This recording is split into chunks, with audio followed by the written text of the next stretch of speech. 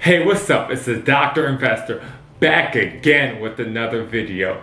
Welcome to my channel where we talk about real estate investing, personal finance, personal growth, and entrepreneurship. So today's topic, I'm going to be talking about the many reasons many landlords do not like the Section 8 program. If you've listened to my previous videos, you know I'm a big proponent of the Section 8 program.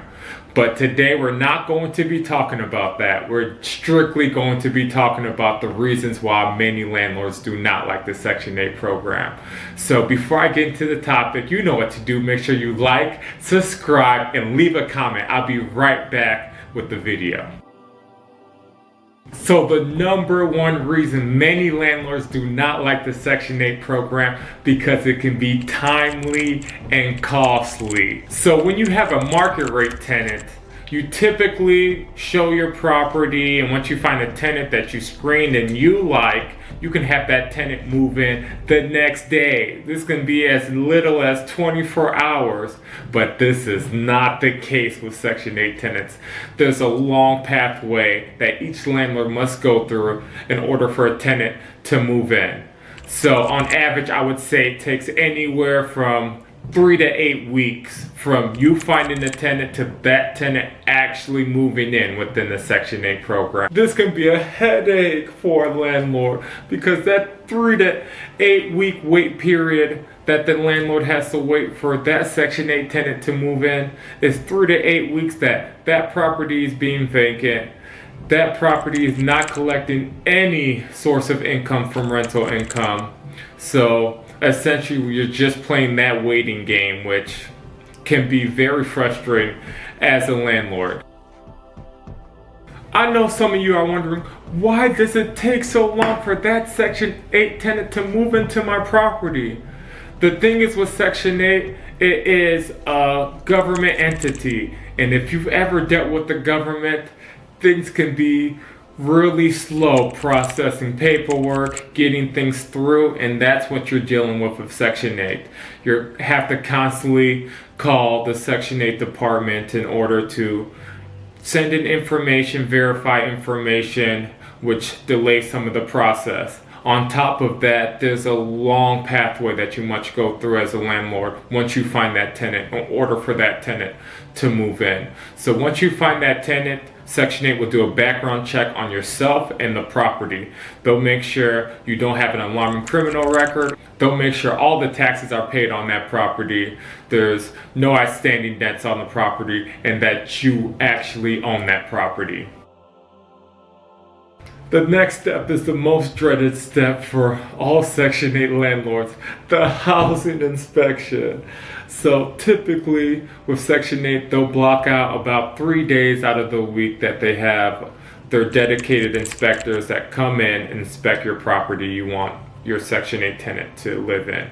So because these inspectors only block out about 4 to 5 hours within the day, and they're typically inspecting dozens of properties each day, there can be a delay in you even scheduling an inspection. They may be booked outwards to 2 to 3 weeks just to get your first inspection. So within this inspection, there's typically a long checklist that each inspector has to go through for bedrooms, kitchens, living rooms, basements, that you must check off every box or you will get a big fat fail on your inspection result sheet. And if you fail that inspection, guess what? You have to do another inspection for that tenant to move in. And that same waiting game, you'll have to wait a week or two to find even an inspection appointment available. And from my experience and from talking to other landlords, 90% of landlords fail their inspection on the first try, which is, oh man, so unfortunate. So the purpose of the Section 8 inspection is to make sure the house is safe and fit for the incoming tenant to move in. But because the checklist of what you have to pass is so long and tedious, you can be failed on items that don't even have to deal with the safety of your unit. Say if you have a small amount of chipped paint in the back of a closet, you can be failed for that. Say if your carbon monoxide detector is not in the correct position, if it's off by a couple inches or a foot, you can be failed for that. So as you can see, it can be very frustrating to not pass an inspection for something that doesn't have to do with the safety of your property. So these Section 8 inspections are not the most pleasant things to have to do as a landlord. They're long to schedule. You're typically gonna fail at least one, meaning you'll have to reschedule for a second one, and you can be failed for something that not necessarily has to do with the safety of your unit. Once you get that inspection results sheet, you can have many failed items that you must get fixed, which can be costing you thousands of dollars that you weren't expecting to have to cough up in order for your tenant to move in. So these inspections can be very costly for a landlord. So once you pass that inspection, you're not done. Your tenant cannot move in yet. The next step, you must come to a consensus with Section 8 on the rent that you would like to accept for the unit. So if you do not have a property in a mobility area, as referred to in my last videos, a house that's in a great neighborhood with low crime rate and has good school districts, you can be left with a rent offer that's below market rent, because if you're not in a great neighborhood, Section 8 will offer you rent based on what your tenant can afford.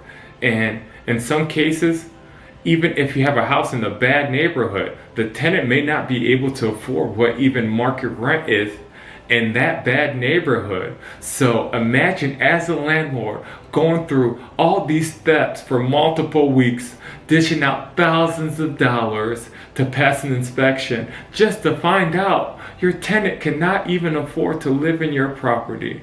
But that's where your screening comes into play. Make sure your tenant can afford to live in your property. That rent is agreed upon. Next, you just send a lease to Section 8 that they agree with as well, and then your tenant is able to move in. Unfortunately, this is 8 weeks later. This is 8 weeks after you probably found a tenant already that they can finally move in. So this is 8 weeks of no rental income. Your property is vacant. And guess what? That mortgage is still due regardless if you're collecting rent or not. So you may have to have greater cash reserves when dealing with Section 8 properties to begin with, making sure you can pay that rent for those months where you're waiting for your tenant to move in. Another reason many landlords do not like the Section 8 program is because you're dealing with a much different tenant pool as opposed to market rate tenants.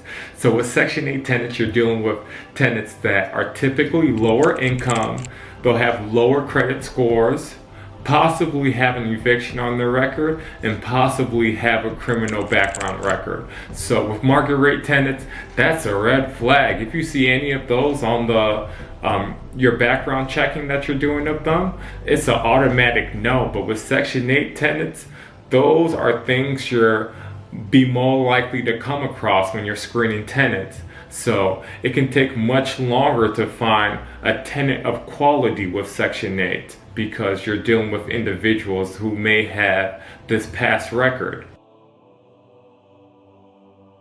Because it's much harder to find high quality tenants within the Section 8 program, it can delay your screening process and finding a tenant that you deem quality enough to live in your property. So on average, it's taken me about a month to find a pool of tenants that I'm willing to have live in my properties, which is another delay in your screening process. With market rate tenants, it's much more different. It may be much easier to find quality market rate tenants, but because Section 8 individuals come from different circumstances, they also come with different problems that you have to take into account when screening for them. Another drawback to the Section 8 program is that you may feel like you're losing control over your rental property. First off, Section 8 is determining the rent that you're paid for your property. You can list what you like to get paid, but ultimately, Section 8 has a final say on what rent you'll get for your property, which is much more different than listing your property on market rent sites. You list what you want your property to rent for, and it's usually not a negotiation with the tenant. You want this price for your property, and the tenant can take it or leave it because you want that price. Additionally, when it comes to rent increases for the following lease, Section 8 ultimately determines if you're eligible for a rent increase. So even though rents increase year by year for the past 10 years, Section 8 requires you to put what improvements you made to your property, and also for you to list properties within a close radius of yours in order for you to possibly be improved for a rent increase, which can be disappointing as a landlord because rents tend to always increase, and Section 8 can accept or deny you based on the criteria they use. Another drawback to the Section 8 program is the lease terms. So a tenant can sign up to a 1-year lease when you first lease to them, and then following that the tenant is on a month-to-month lease. So essentially a tenant can leave your property after that year lease is over, and then once they're on that month-to-month lease, they can just leave whenever. They just got to give you their 30-day notice and they can be out of there, which is much more different with market rate tenants. So with market rate tenants, you usually have them on a year-to-year lease, and at least they have to be there for the end of that year unless you want them to leave earlier. But that's not the case with Section 8. They're on that month-to-month lease, so if they want to leave any time of the month, they can just say, bye, I'm out of there, I'm going to find a different property to move into. So when it comes to upkeep of your property in general, Section 8 tenants tend to cause more damage to your property as opposed to market rate tenants. So typically, Section 8 vouchers are prioritized for single mothers with multiple children. So depending on the family, they can unfortunately cause damage to your property, which is the case that I've seen with other landlords. So even if they do damage your property, guess who has to pay for it? The landlord, because Section 8 is not going to pay for any damages, and many Section 8 tenants are lower income and they typically can't afford to pay for the damages. So as a landlord, you're stuck with that bill. But this is not the case with all families. There's many families who may take care of your property, but I will say that's not the majority of families. So that's a wrap on this video on why many landlords do not like the Section 8 program.